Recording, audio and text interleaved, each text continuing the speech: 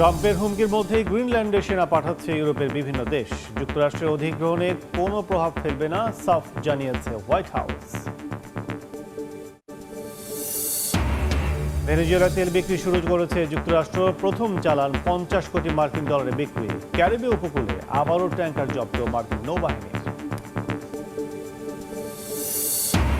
গাজায় যুদ্ধবিরতি পরিকল্পনা দ্বিতীয় ধাপ শুরুর ঘোষণা যুক্তরাষ্ট্রের। ইসরায়েলি আগ্রাসনে নিহত 10, কাশেম ব্রিগেডের এক কমান্ডারকে হত্যার দাবি।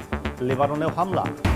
ইরানে যুক্তরাষ্ট্রের হামলা ঠেকিয়েছে সৌদি আরব, কাতার, ওমান ও মিশর। তেহরানের সহিংস বিক্ষোভ কমলেও কাটেনি অনিশ্চয়তা। ভারতের লাদাখে খামেনির সমর্থনে বিশাল সমাবেশ। এবং যুক্তরাষ্ট্রের অভিবাসন বিরোধী বিক্ষোভ দমনে সেনা মোতায়েনের হুমকি ট্রাম্পের। আইসিএর কর্মীর গুলিতে ফের আহত এক ব্যক্তি। আইনি সহায়তায় ভিডিওর পরামর্শ গভর্নরের।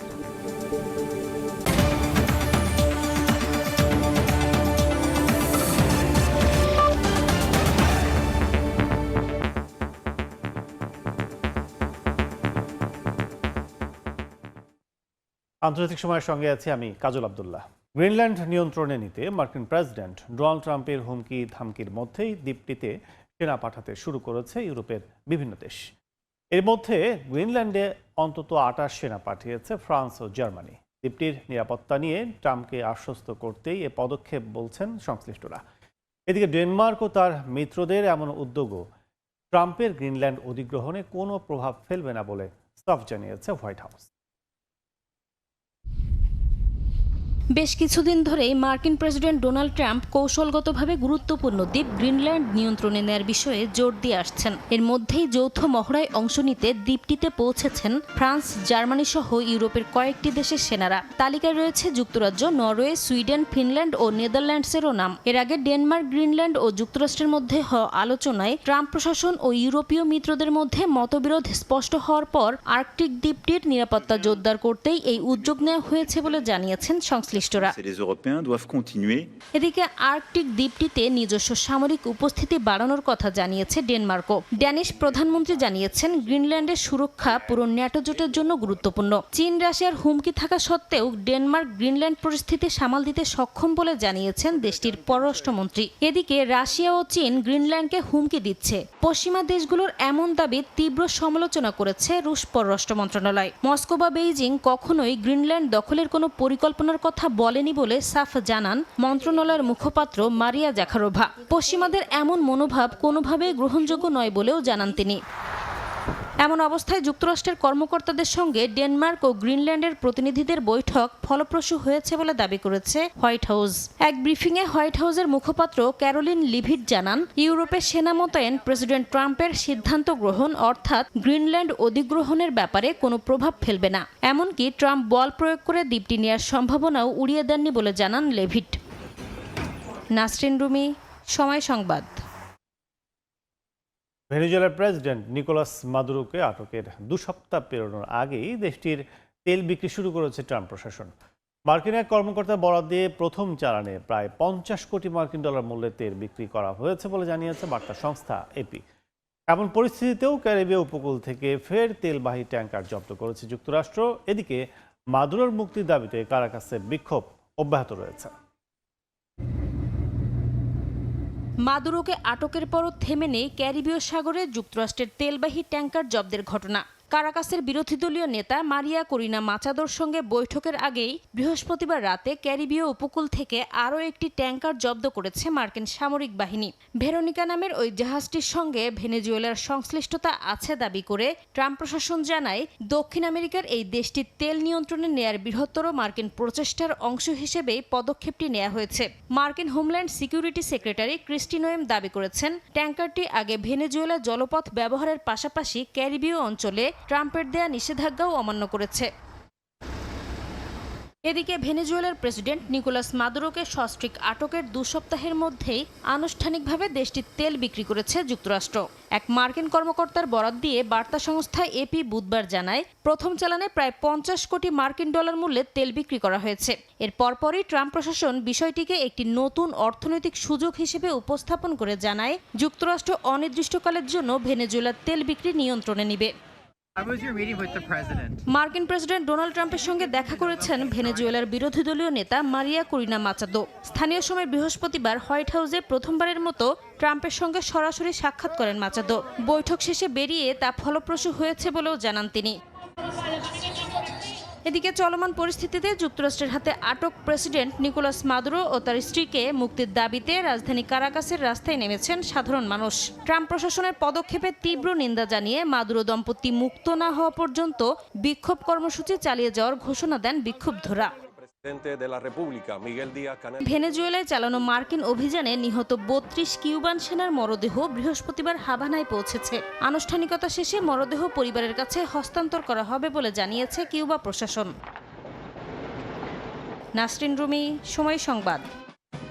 ইরানে যুক্তরাষ্ট্রের হামলা ঠেকিয়েছে সৌদি আরব, কাতার, ওমান ও মিশর। সৌদির এক ঊর্ধ্বতন কর্মকর্তার বরাতে এএফপি জানায়, মার্কিন হামলা ঠেকাতে শেষ মুহূর্তে বড় ধরনের কূটনৈতিক তৎপরতা চালিয়েছে উপসাগরীয় অঞ্চলের এই 4 দেশ। দেশটিতে দমনপীড়ন অব্যাহত থাকলে তেহরানের পরিণতি ভয়াবহ হবে বলে ফের সতর্ক করেছে যুক্তরাষ্ট্র। এছাড়া নতুন করে ইরানের 18 ব্যক্তি প্রতিষ্ঠানের ওপর নিষেধাজ্ঞা আরোপ করেছে ট্রাম্প প্রশাসন। দেশটিতে চলমান সহিংস বিক্ষোভে 2400 মানুষ নিহতের দাবি যুক্তরাষ্ট্রভিত্তিক মানবাধিকার সংগঠনের।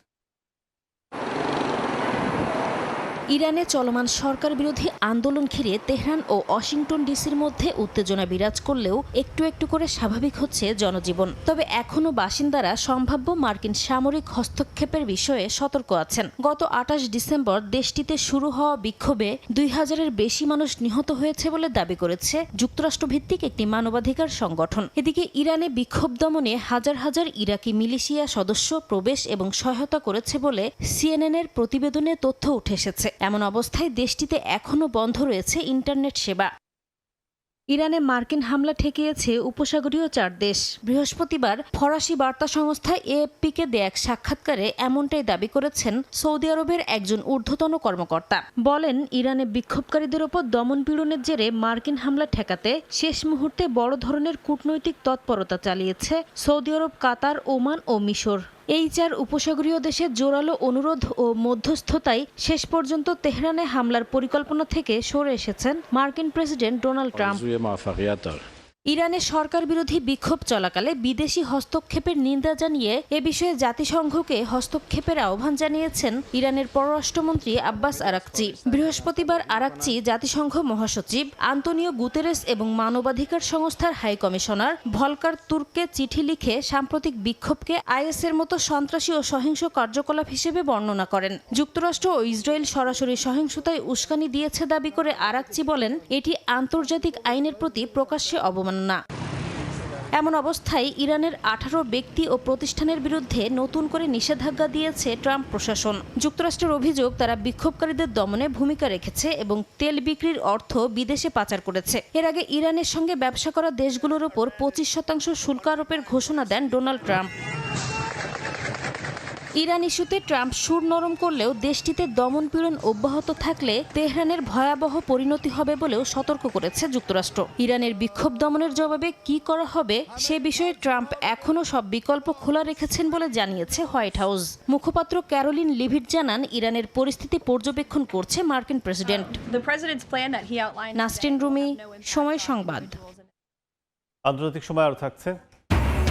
ভারী তুষারপাতে নেদারল্যান্ডসে স্থবির জনজীবন, রেল ও বিমান চলাচল ব্যাহত।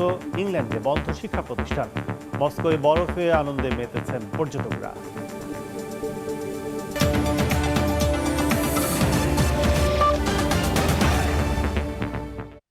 যুক্তরাষ্ট্রের মিনেসোটায় অভিবাসন বিরোধী বিক্ষোভ দমনে আইন প্রয়োগ করে সেনা মোতায়েনের হুমকি দিয়েছেন মার্কিন প্রেসিডেন্ট ডোনাল্ড ট্রাম্প।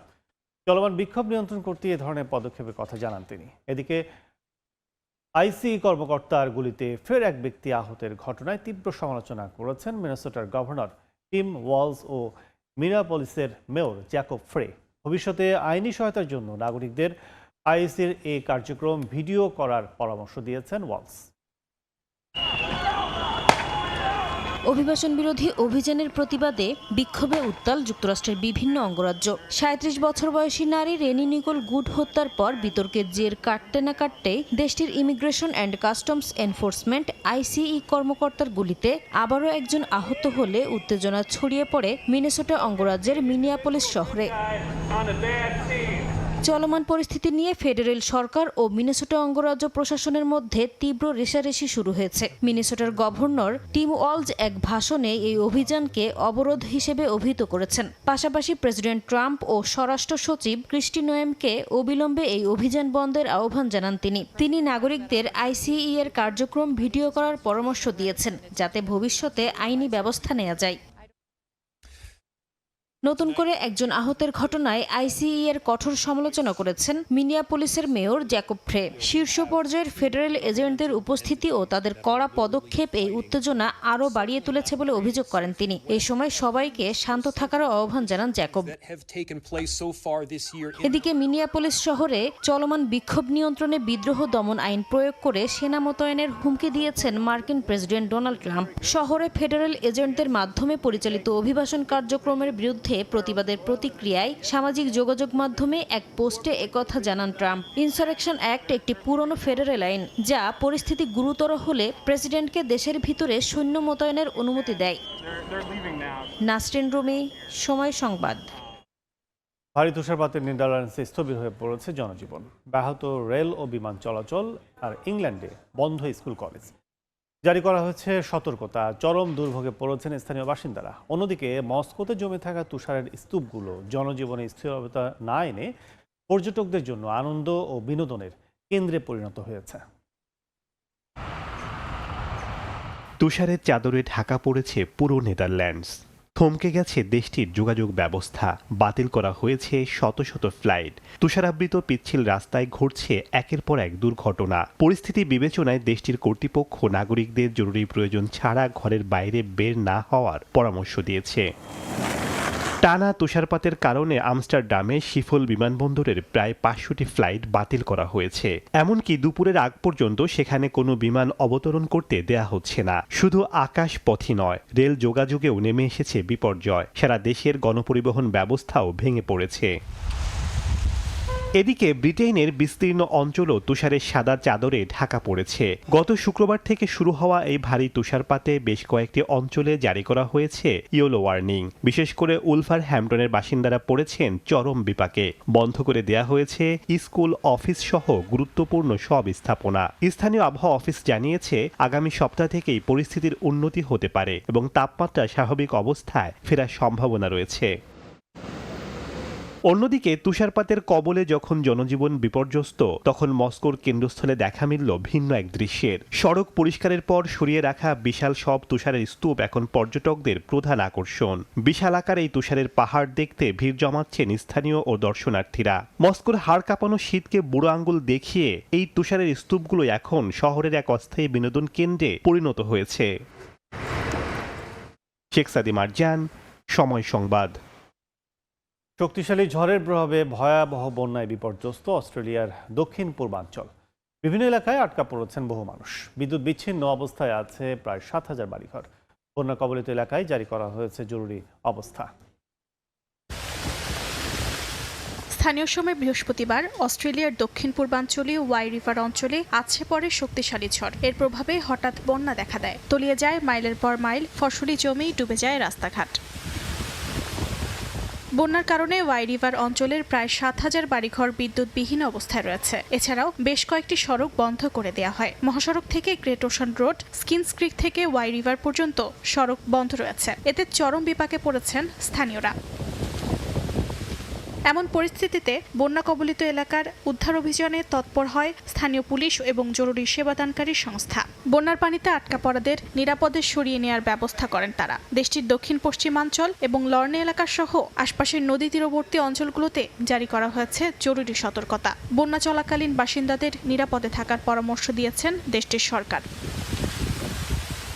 অর্জিতা শেহজিন, সময় সংবাদ। আন্তর্জাতিক সময় আরও থাকছে। নাসার ইতিহাসে প্রথমবারের মতো স্বাস্থ্যগত সমস্যায় পৃথিবীতে ফিরলেন ৪ নভোচারী। মহাকাশে থাকা ওষুধের কাজ না হয় ঝুঁকিপূর্ণ সিদ্ধান্ত, শারীরিক অবস্থায় স্থিতিশীল। নাসার ইতিহাসে প্রথমবারের মতো আন্তর্জাতিক মহাকাশ স্টেশন থেকে জরুরি চিকিৎসার জন্য 4 জন নভোচারীকে সময়ের আগেই ফিরে আনা হয়েছে। স্থানীয় সময় বৃহস্পতিবার ফিরে আসা 4 জনের মধ্যে রয়েছেন নাসার 2 বিজ্ঞানী জেনা কার্ডম্যান ও মাইক ফিন্স, জাপানের কিমিয়া উই এবং রাশিয়ার ওলেগ প্ল্যান্টন। সপ্তাহখানেক আগে থেকেই তাদের অসুস্থতার খবর পাওয়া যাচ্ছিল। মহাকাশে থাকা ওষুধ বা টেলিমেডিসিন পদ্ধতিতে কাজ না হওয়ায় নাসা তাদের পৃথিবীতে ফিরিয়ে আনার ঝুঁকিপূর্ণ সিদ্ধান্ত নেয়। নাসা জানায় ফিরে আসা নভোচারীদের শারীরিক অবস্থা আপাতত স্থিতিশীল, তবে তাদের রাখা হয়েছে নিবিড় পর্যবেক্ষণে। চিকিৎসা প্রক্রিয়া শেষে তারা পরিবারের সঙ্গে দেখা করার অনুমতি পাবেন বলে জানা গেছে। চীনের সঙ্গে বাণিজ্য যুদ্ধে এগিয়ে থাকতে নতুন পদক্ষেপ নিল যুক্তরাষ্ট্র।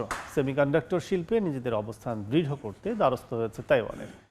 শুল্ক কমানোর শর্তে যুক্তরাষ্ট্রের সেমিকন্ডাক্টর শিল্পে $250 বিলিয়ন বিনিয়োগ করবে তাইপে। এ ঘটনায় চীনের সঙ্গে যুক্তরাষ্ট্রের বাণিজ্য যুদ্ধ নতুন মাত্রায় পৌঁছানোর আশঙ্কা দেখা দিয়েছে।